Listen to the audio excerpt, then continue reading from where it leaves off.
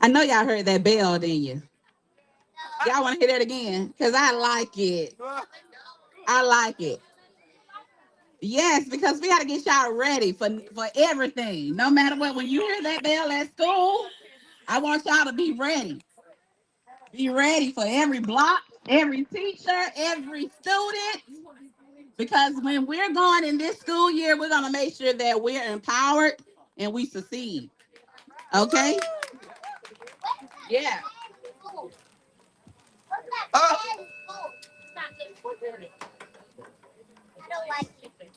Let's hear it for this bell one more time. Y'all give it up.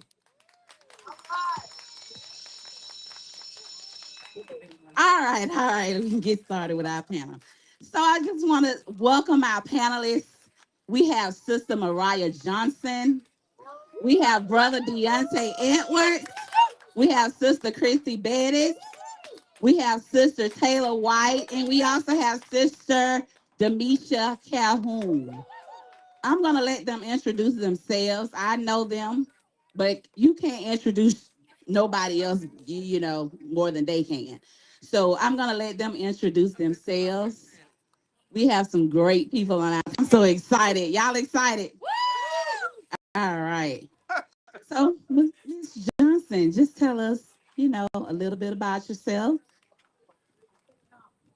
Good afternoon. I am a graduate of Tuskegee University. I just graduated May of 2024. I currently work for the state in Montgomery, Alabama. Let's demonstrate. Good evening. My name is Deontay Edwards, and I am a graduate at Alabama State University. I major in criminal justice, and yeah, let's demonstrate, y'all. Good afternoon. I am Christy Bettis. I am a graduate of the Alabama State University and Jacksonville State University. I am going into my 18th year of education.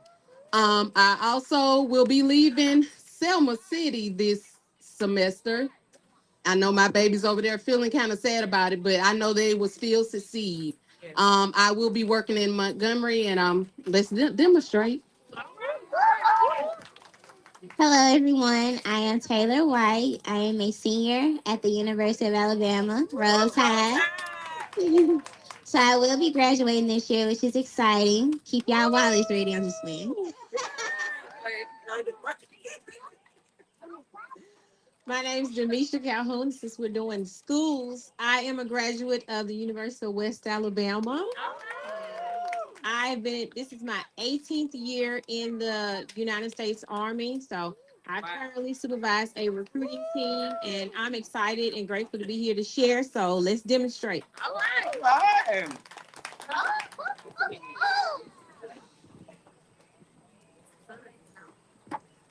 Okay, so we're gonna get started with the panel, and I want you guys to get your questions ready too, okay?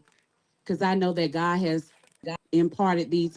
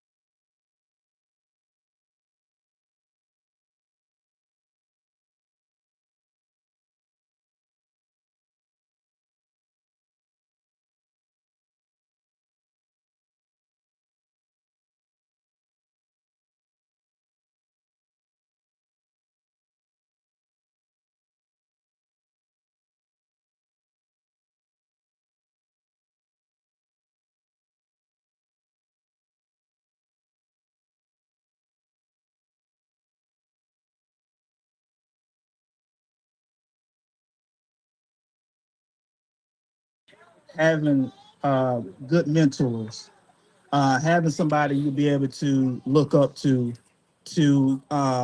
be able to keep you grounded and stuff, spiritually and stuff, and having the proper teaching, because at the end of the day, that's, your foundation is what you always can build off of. So yeah, I feel like having great mentors, whether it's in the church or school, but when it comes to spirituality, it's good to try to find good leaders to be able to come to and talk to about your problems, whatever you may be going on throughout in your life or whatnot. So I really think having a good mentorship. I would say don't be afraid. Don't be afraid to be different.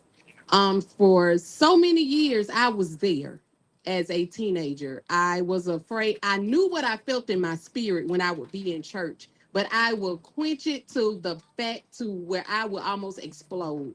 But once God put in my heart, it's okay to serve me at your age, it made a huge difference. And you will be amazed who comes on your team from just opening up. So don't be afraid because he got you and demonstrate. Hello again. I would say based off of my experience, my mom had me in the church growing up, and it was like I was too stuck on religion because I didn't know how to have a relationship with God. So I would say that it really starts with the parents on teaching your children how to meaningfully have a relationship with God, and having them understand their why, which is their purpose, because that brings passion. So, and if you have passion in it, I feel like anything with that, you can do it. But yes, don't be afraid, be bold. And I would say that just nobody knows the day nor the hour. So when you're whatever age you're at, because I would think when all of us us older people can agree that when you're younger, you think that you got a lot of time to get it together. You want to live life. You want to do a couple things. You got this whole bucket list that has nothing to do with being a faithful worshiper of God. And then you start seeing people dying young. So when you think about that time is absolutely not on our side, but it's in God's hands, then you really don't say, accepting my walk at a young age, but accepting my walk because I know that that's what I'm called to do. And on the flip side, just thinking about how many setting the standard and how many younger people who are feeling the same way. And once you take that step, you all can join together and just make it cool to be a Christian, make it cool to be a follower of Christ. And you just set the standard and don't be afraid to be the first and not worry about following the crowd.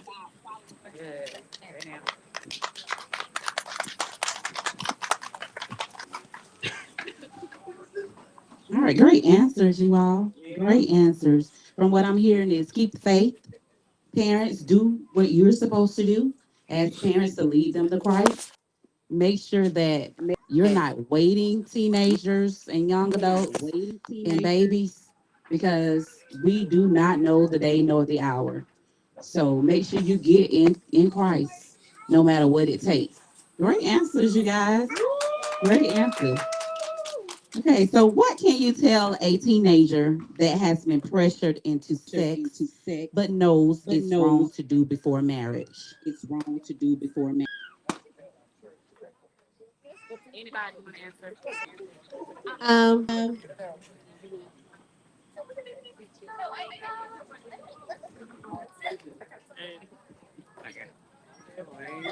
I would say that and when I'm asking this question, I'm just thinking about what I wish that someone would have explained to us.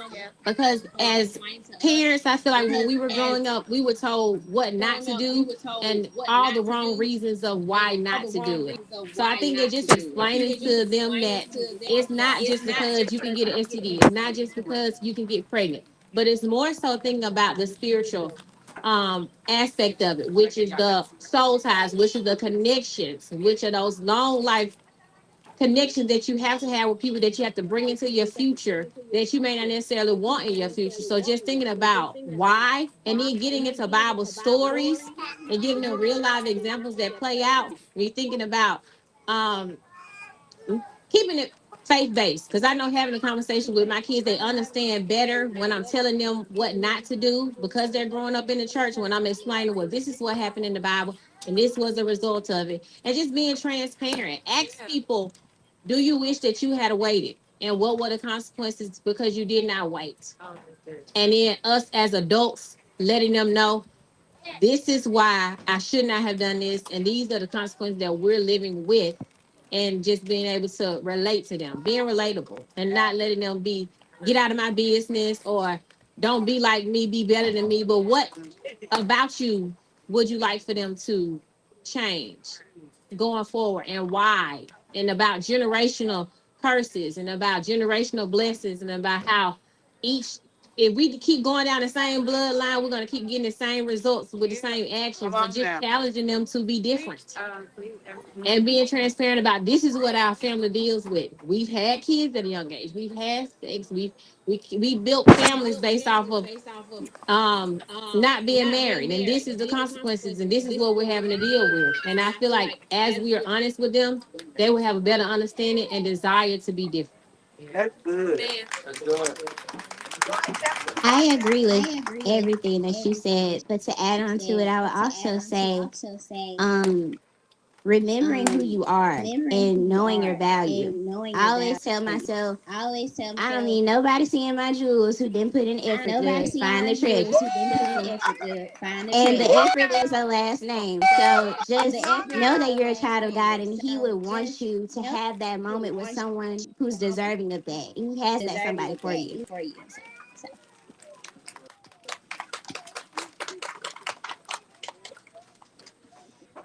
As a kind of newlywed, I would tell you that it may be a little bit easier just in the afterthought marriage. When you get married, I mean, imagine having to tell your husband all the things, or your wife all the things that you've done before you got married.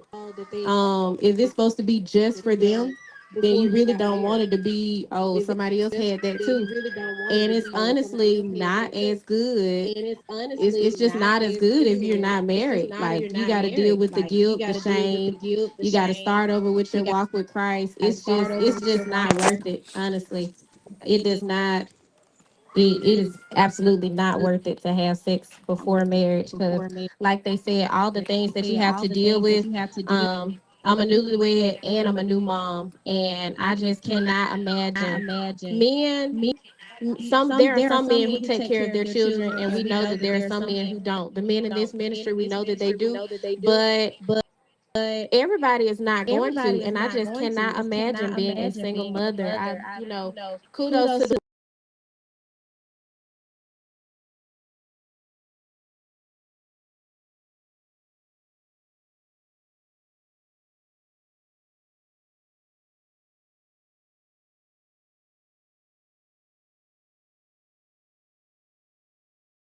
can't think of aspect. Just think, you give them in high school. How can you provide for them if you're still in high school and you haven't even made a way for yourself yet? Great answers. Great answers. That takes me back to the scripture, First Thessalonians 4 and 5, where God asks us to maintain our temple, no matter what. Even if it's sex, alcohol, drugs, come what may. Maintain your temple, because your temple is God's. Your body belongs to God. So having sex before marriage, that would be of God. We probably, made mistakes, but I'm glad they're here today to let you know that you don't have to make the same mistake. Because they like it. Soul ties are real, and when you're trying to get rid of them, trust me, you sometimes you'll be in the hospital trying to get rid of a soul tie. So please be mindful that soul ties are real.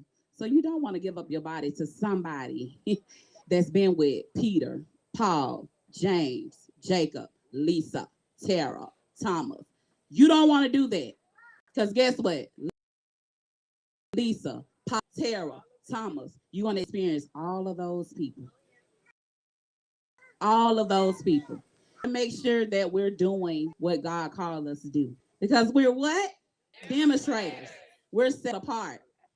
So make sure you guys are taking care of your temper. Great answers, you all. So the next question. Has anyone ever been bullied?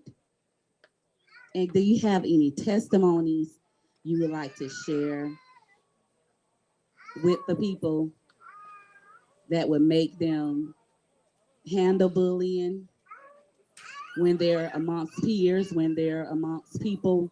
It doesn't necessarily have to be at school, because grown-ups experience bullying. And we have some teenagers that work. So I want y'all to give an experience where you may have experienced bullying, or you probably saw somebody being bullied. What did you do, or how would you tell them to handle that? I think we see bullying a lot more than what we say we do in the Black community. When you're among even your family, your cousins, your siblings, peer pressure is a form of bullying. Hey, you're weird because you don't do this. We're smoking, we're drinking. You're weird, you're lame. That's bullying. It's bullying in simple terms. And I have been bullied in elementary school, middle school, high school. I was accused of bullying. You don't realize the things that you're doing while you're doing them. I've been falsely accused with proof. There are so many instances, and you see bullying that you even know you don't even know what to do about it. I can say that the sex talk, it'll be easier. It'll be easier if you just stay out of the girl, because bullying in high school, we see a lot of exposing. When we're doing things, you are opening door for other. When you have sex with somebody, that's somebody else's girlfriend or boyfriend, and then the girlfriend or boyfriend want to come fight you. I mean, maybe we shouldn't have been having sex anyway. Maybe we shouldn't have been doing that in school anyway. Maybe we shouldn't have been sending those pictures anyway. So I think that we would be able to avoid a lot if we just, when your parents say stay in a child's place, it's not to belittle you, not all the time. You really do want to stay in a child's place, because some stuff that we deal with in high school, it's not even meant for us to deal with. Some stuff that we deal with, God did not ordain us to deal with those things, because that's what His word is for. He has aligned us to do these things. If you stay in His will, in His word, you never know what do and don't. And when you do, you suffer consequences. So not saying it's your fault, but I think that it is a way to stay away from that. And when you're bullied about things that you look, how you talk, anything like that, I'm beautifully and wonderfully made. You can just respond to that with scripture.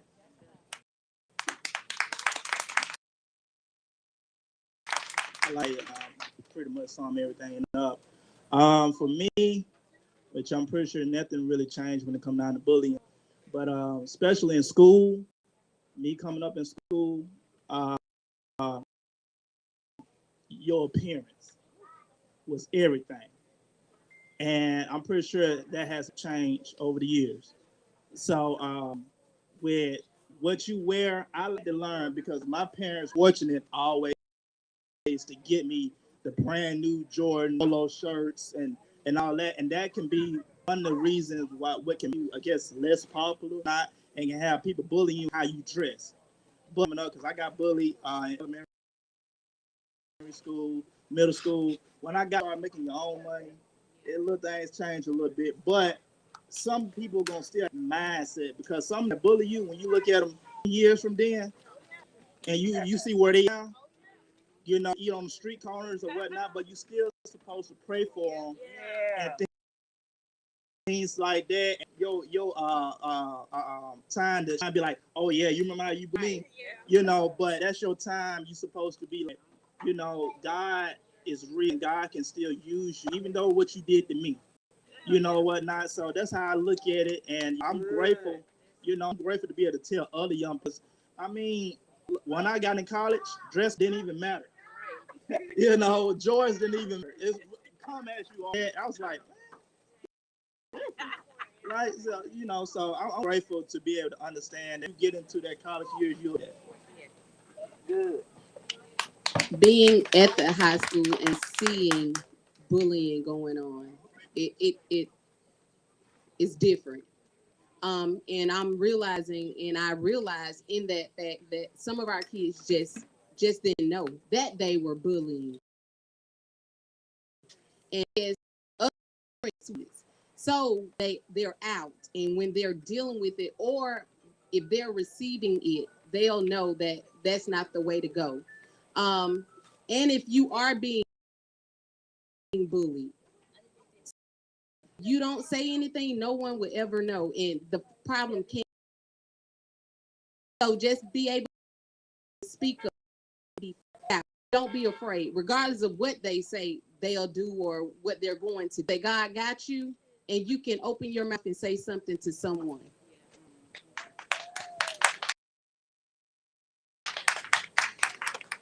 I say also look at all lines of bullying, because I was bullied, but it was by my peers, and I overlooked it. Oh, well, these are my friends. They just, playing, but words hurt, and it's Alvin and Chipmunk, Minnie Mouse,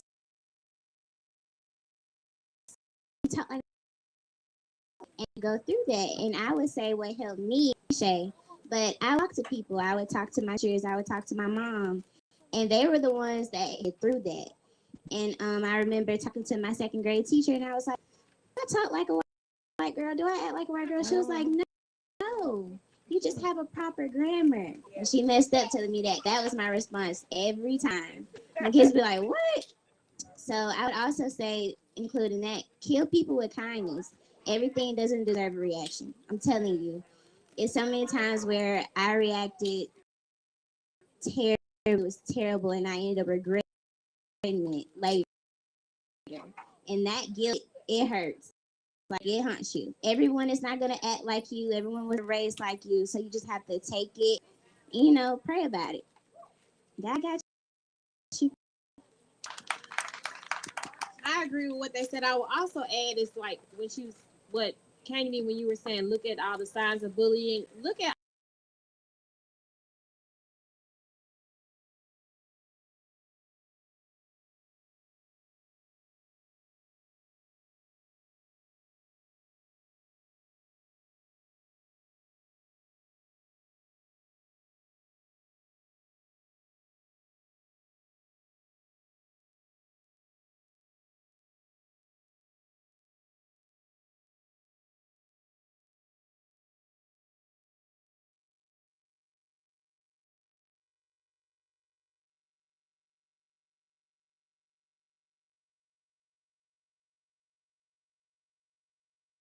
became friends with people that we hated each other guts when we first met, because I felt like they didn't like me because they were judging me. But upon getting to know them, they had their own reasons, and that's an opportunity to offer Christ to somebody. As we teach you the word, go out and share the word with them. Not sounding arrogant, but just sharing them. Well, this is what my church talks about, or this is what my mama says, or this is what we do, and just try to be kind.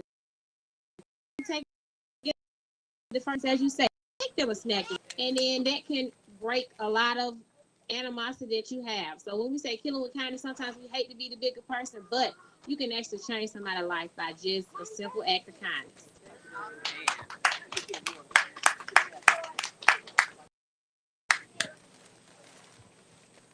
Awesome answers. We're gonna wrap it up. I have one question for you, and then we're gonna take some questions from the audience. Y'all okay with that? Y'all come through, demonstrators. Yes. right, so kind, being kind, and kind, being kind. I just want to play the advocate here. And I have my auntie Lisa over here and Miss Shy. So y'all make sure y'all check them out. We have the Cahaba Mental Health. Being kind, being kind, being kind. You can be kind all day, right? What if you're being kind to me and I'm still experiencing this? Just, I'm down still. So the next day, I'm still gonna come and I'm gonna take your snacks. The next day, I'm still gonna come and I'm gonna say, oh, them shoes, I don't like those. I'm gonna still come and the next day, I'm gonna say, oh, Miss Bettis don't know what she talking about. And I'm gonna still come the next day and say, you still talk like a white girl.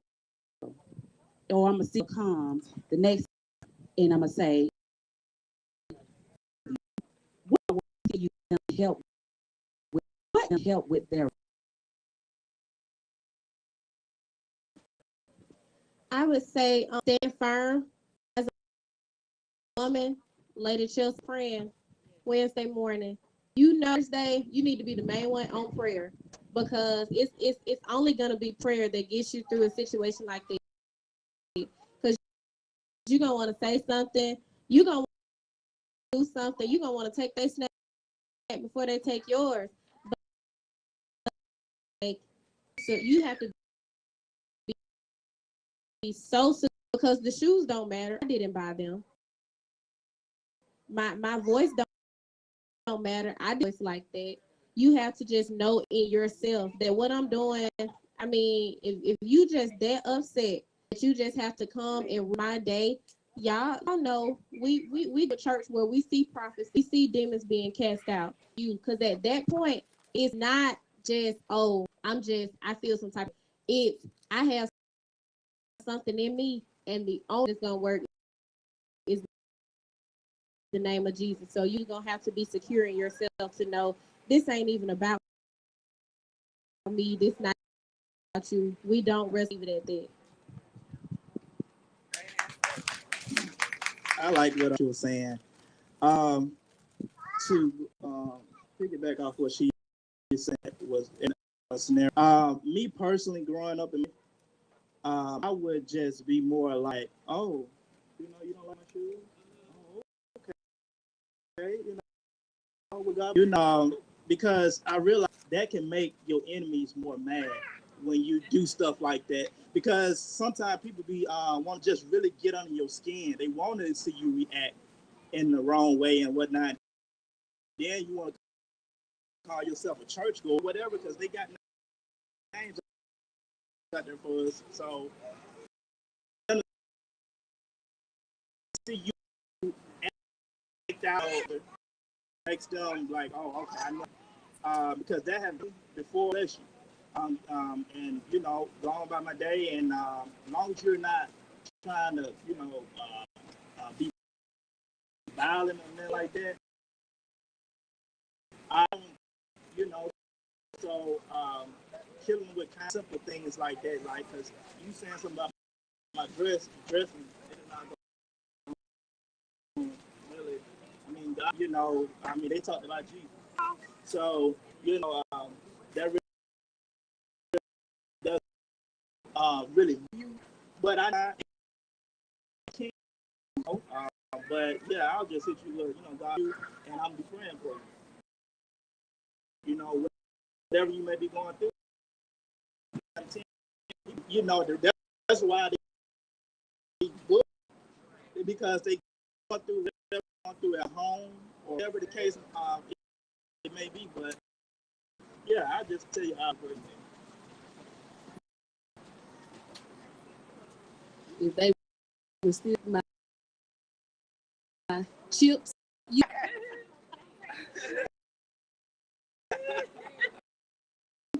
one thing I is rebuking the thing that we have to teach our kids to do. Yeah. We have infirm and rebuke. So even if we instilling in our baby. If you rebuke that, it's gotta go.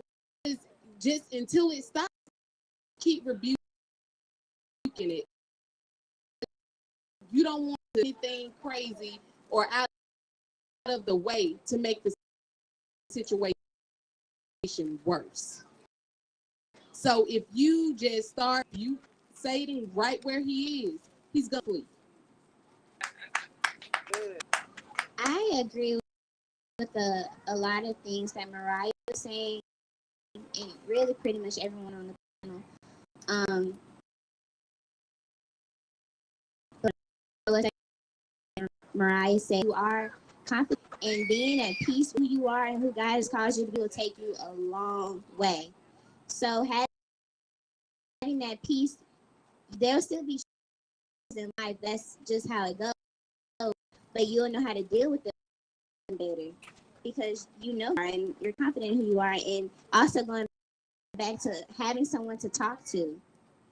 Like me and my mom are very close. She probably would call me ugly. I didn't because she told me I was pretty every day. So just having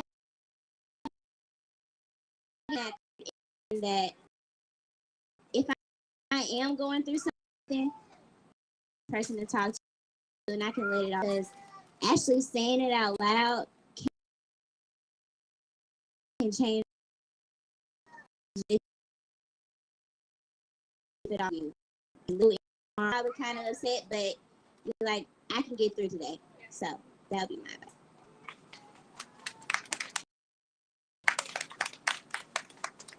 My advice is to speak up. Nothing wrong with if actually somebody or needed some help, you come up with a plan of action. Still sad that you have kids, because I know as kids we go through a lot, and especially in our community, actually going and talking to someone is frowned upon. So going to counseling and learning how to deal with emotions, there's nothing wrong with that. I was the one in high school that in elementary and middle school as well that reacted negatively. The next plan is you're not going to take my chips, but I'm not going to take my chips, and it's going to be some hate. So explain it to my child, and I told her these I've done X, Y, and Z, but A, B, and C.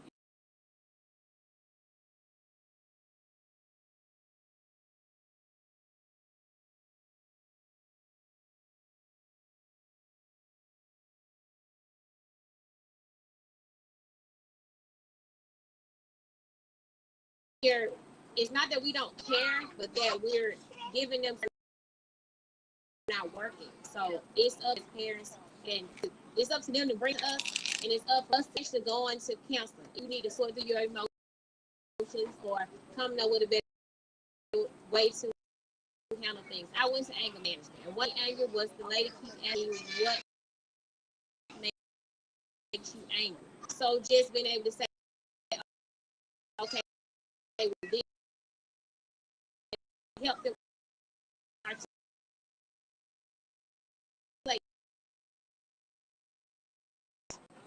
the point you said. So a lot of times are angry, but they're really hurt, and they're displaying their hurt or their fear or their resentment or whatever it is coming out in aggression toward. So helping our kids to understand that and being able to find somebody to go into about it. Well, I think that if Taylor's the one that's bullying me and going to Miss Bettis as a teacher, hey Miss Bettis, I think that Taylor's going through because keeps doing, and I don't want to put my hands on Taylor. So I need you to help me come up with another plan. So, and there's things that I have to tell my daughter. And this is, you know, she said, "Mama, come get me. It's something going on." And I'm gonna have to react fast to it. So just having those conversations with our kids and having them themselves. I told my this and it was bullying. I did is I told her. She said, "Well, Mama, can you come up here and blah, blah, blah." And I was like, "No, go to him outside, and I need you to tell him that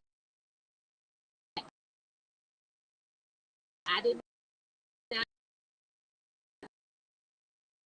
appreciate or I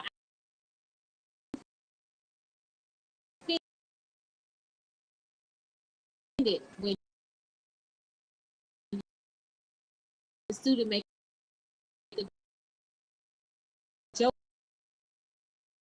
on me and you laugh."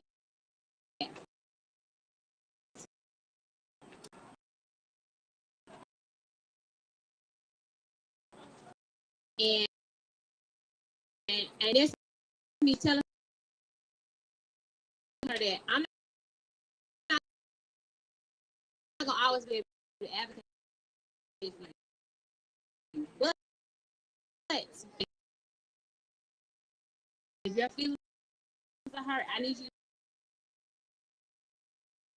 to be able to speak up to yourself, and then if there's a problem,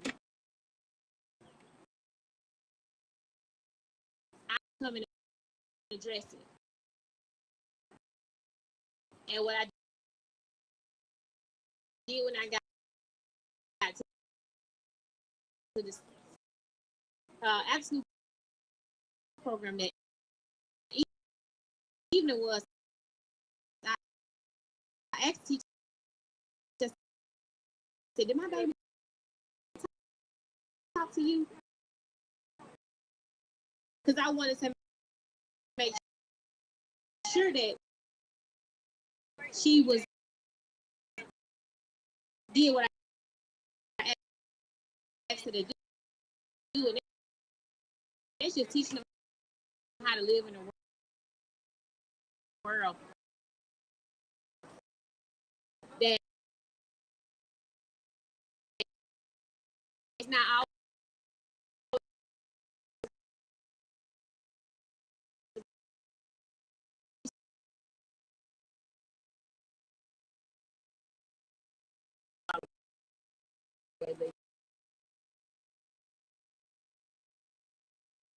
up when punched, bullied, or maybe.